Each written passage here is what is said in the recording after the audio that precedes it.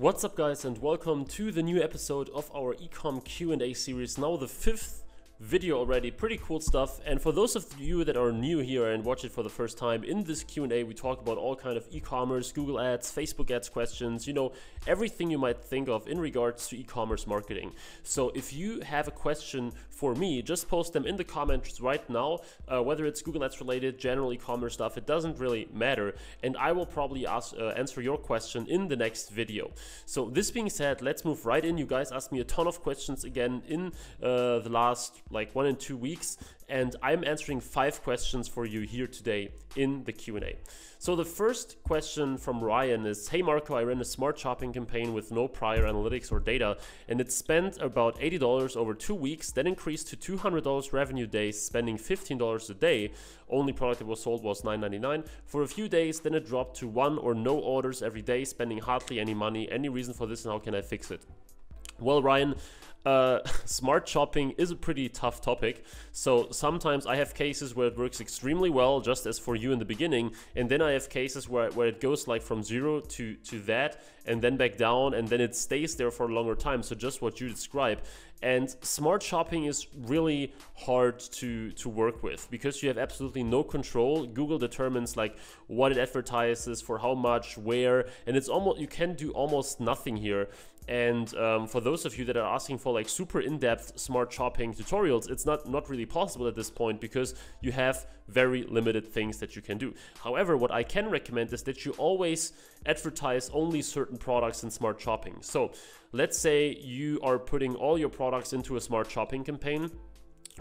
Because they are so unpredictable, it makes sense to keep your products in one separate campaign and only advertise, let's say, a third or like 10% or so of your products in the smart shopping campaign, while at the same time running the other campaign. The only thing that doesn't make sense is when you advertise the same product in both, because then it doesn't really work and it messes up things, and smart shopping has a higher priority and things like that. But I highly recommend that you advertise only a given amount of products in your smart shopping campaign while still running the rest in a normal one, so that you have some sort of control and consistency, because normal shopping campaigns tend to work a little more consistent than smart. But you should still test them because they have a really high potential and sometimes earn you crazy money in a very short amount of time. The second question from Hussein is, how much money ideally to start YouTube ads? And the thing is, of course, there is no real ideal budget because the more the better. But I would say $20 is a pretty good amount to run like several ads or test several audiences. So you can start a YouTube ad with $5 per day already, which means you get some good views for $5 a day if your ad is pretty good and has a decent view rate, because then your views are also much cheaper. But if you have like I would say $20 per day to spend, you can test either like 2 or 3 different video ads. You can test multiple audiences if you want. And of course, this makes sense because the earlier you find that great audience ad combination, the more valuable is every single dollar that you spend from this time on. So the quicker you find a good combination, the easier it is to scale. So the higher your budget, the more things you should test. Let's say you have a $50 per day budget, then I would recommend that you test like 4 audiences with 3 ads per audience or something like that, right? The smaller your budget, the less things you test. With a $5 per day budget, I would, for example, probably test 2 audiences. With $20, I would test like 2 ads and 2 audiences or something like that. But this is what I recommend for you in terms of YouTube ads. So the next question from Amol is, hello Marco, which ad should I use? Google Shopping, search ads, or YouTube ads? I have created a new Shopify store. Well, I always recommend that you use shopping first because it's the lowest hanging fruit, right? You have limited work. Well, you have to fully optimize your feed, which can take some time. But after your feed is done, it's very little work to manage it if you don't have too many products. So Google Shopping tends to have the highest conversion rates and also the highest profits, at least most of the time. So I recommend that you do this first, running on like a $10 per day budget, which I believe is the minimum for shopping to do it effectively. Then it kind of depends. So search ads can do very well if you, for example, send people to a collection or a category of products, because remember, people don't see your product up front, and if you just send them to one single product page, chances are that they don't like the product, they just go back. But if you send them to a collection page with a search ad, people can choose from multiple products and see what they personally like best. However, YouTube is something that is so underutilized, and I didn't talk about it that much in the past, and I see that very few people are aware that, you know, something like YouTube ads even exists. So Google Shopping first, and then second, it kind of depends if you are able and if you are willing to create some cool video ads, then you should probably give YouTube a try even before you do search, simply because so few people are doing that. If you say that you rather, you know, just type in some text and you don't want to create a cool video ad and you have no idea how to do that and you don't want to do that, then go with search ads, especially if you have the products that work with it. Like I said, if you have collection pages where you have 10 of the same product in one category, for example. Alright, so Stuart is asking, hi Marco, really enjoying your videos. They are helping me get started with Google Shopping ads. I have a quick question if that's okay. While I'm waiting for my Google product feed to upload, I'm starting with Google search ads on some $30 plus price products. What are the recommended campaign settings you would use? Maximize clicks at around 50 cents bid on some broad match keywords. Thanks. Well, I hope that you still want to do that, because apparently you asked that 3 days ago, so maybe your products are now uploaded and approved. But in general, 50 cents sounds like a solid bid for a $30 product. As you know, probably my rule of thumb is around 1%, so 30 cents and 50 cents is also definitely all right here. Once you get to like 70, 80, $1, then it's probably difficult with your price point, but everything up to like 70, 80, 70 cents probably should be all right. But of course, it also depends on your competition. Like, do a quick check on the keyword planner and see what the recommended bids here are. Nonetheless, just go with the 50 cents, see if you get clicks, see if you get impressions, and if it works out well, of course, there is no reason to increase your bids. However, if you realize that it's impossible with 50 cents, you have to increase in order to get some impressions at all. Make sure that you use all the ad extensions and that you use at least 2 different ads to split test, so that it's easier for you to get higher CTRs and also bring your CPC down.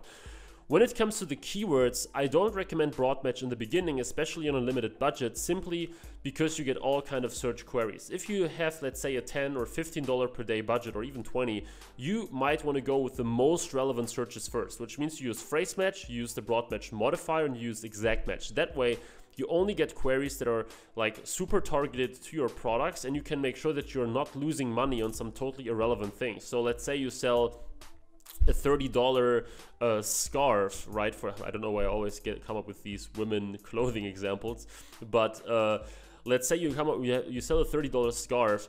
People on the broad match, people can literally look for like jackets. They can look for hats. They can look for shoes, right? Because it's still related in a way, but it's so broad that it has nothing to do with the original product anymore. And while Google is getting actually better at this, and they tend to give you better queries, even if you use broad match, it's not that great if you run on a limited budget, because you want to make sure that every single click is most relevant. So start with phrase, broad match modifier, and exact match, and then later on, when you want to scale or when you want to get more clicks and you're not spending your daily budget, then you can still consider using the broad match modifier, the broad match keyword. And then we have the last question from Alexis, and he asks, hey man, I noticed you really don't recommend selling lower ticket products on Google.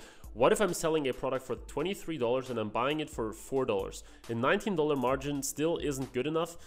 Well, the problem is a $19 margin sounds okay, but the thing is, if you convert it basically to shopping, right? If you say that you have $19 to margin, remember that your minimum CPC bid, or the minimum you spend per click on shopping, is usually around 50 cents.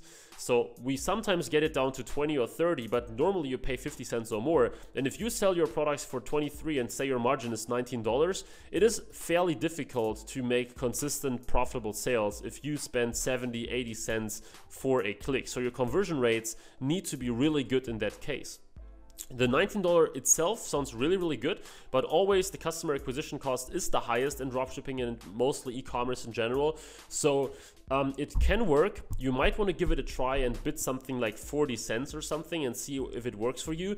If you barely get any clicks and barely get any impressions, you know that for that bid it is almost impossible, and you would either have to drastically increase your bid, or you would have to like really max out the optimization of your feeds. So really work on your titles, on your descriptions, on your images, max out everything, then eventually you will be able to do that. But it's fairly difficult with those cheap products on Google Shopping. Maybe they can work though on search or on YouTube if it's something that that it's a visually driven product. So I have like 1 or 2 videos on YouTube as well, so you might want to check this out. In general, I recommend a price point of at least like $30 to $35, but you may want to give it a try on a low budget still.